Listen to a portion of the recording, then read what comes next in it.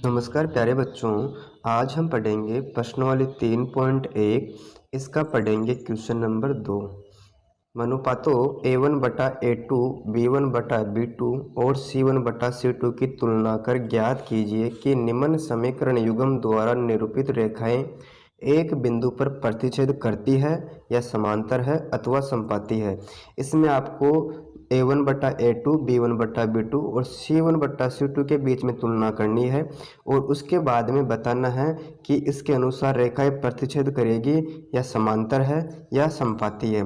इस प्रश्न में टोटल 3 प्रश्न दे रखे हैं। इसके पहले प्रश्न को सोल्व करते हैं। इसके लिए हम पहले प्रश्न पढ़ेंगे 5x - 4y + 8 = 0। ठीक है, इसमें फिर 7x + 6y - 9 = 0।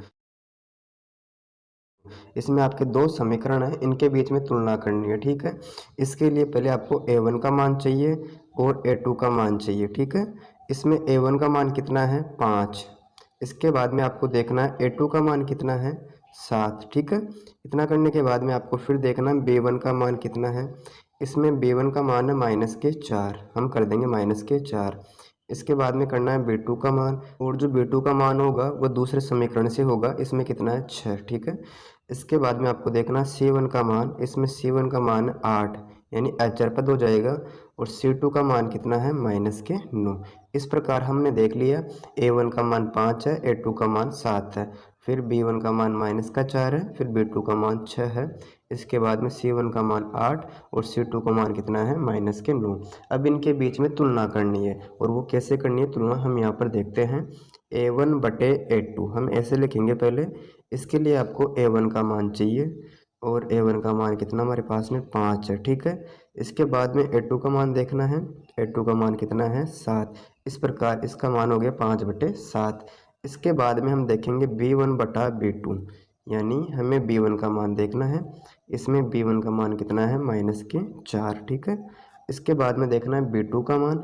इसमें B2 का मान कितना है 6, हम उतार देंगे। अब इन दोनों में 2 का भाग जा रहा है, तो हम 2 का भाग 4 में देंगे तो माइनस के 2 आ जाएंगे। फिर 2 का भाग 6 में देंगे तो 3 आ जाएगा।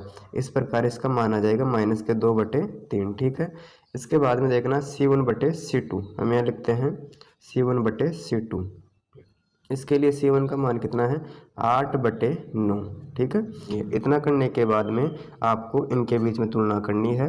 हम जैसे लिख रहे हैं यहाँ पर A1/A2 इसके बराबर है क्या, यानी 5/7 इसका मान है। इसका भी अगर 5/7 होता तो ये दोनों बराबर होते, लेकिन एक का तो 5/7 है और दूसरे का कितना है -2/3। इस प्रकार ये दोनों बराबर नहीं है।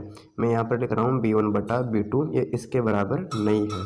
अब ऐसी कंडीशन में इसका आंसर क्या होगा, इसमें रेखा प्रतिच्छेद है, समांतर है अथवा समपाती, आपको ये बताना है। इसके लिए आपको इसकी बेसिक जानकारी आवश्यक है। इसमें हम देखेंगे, आप लोग ग्राफ पढ़ते होंगे। ठीक है, ये एक्स वाली रेखा होती है और जो सीधी रेखा होती है वाई वाली होती है। अगर दो रेखाएं आपस में काटती है, अगर दो रेखाएं आपस में काटती है तो उसका उत्तर होता है प्रतिच्छेदी रेखाएं। और वो कब काटती है, जब A1/A2 का मान और B1/B2 का मान समान नहीं होता है। इसी प्रकार A1/A2 इसके बराबर नहीं है B1/B2 के, तो इसका उत्तर क्या हो जाएगा प्रतिच्छेदी रेखाएं। हम यहाँ लिख सकते हैं प्रतिच्छेदी रेखाएं, हमें यहाँ लिखना है प्रतिच्छेदी रेखाएं। इस प्रकार इस प्रश्न का उत्तर हो जाएगा प्रतिच्छेदी रेखाएं। आपको ध्यान में रखना है, इस प्रश्न से आपके 3 प्रश्न बन सकते हैं।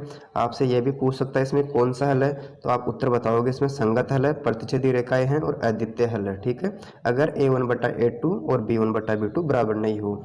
इस प्रकार इसका आंसर हो जाएगा प्रतिच्छेदी रेखाएं।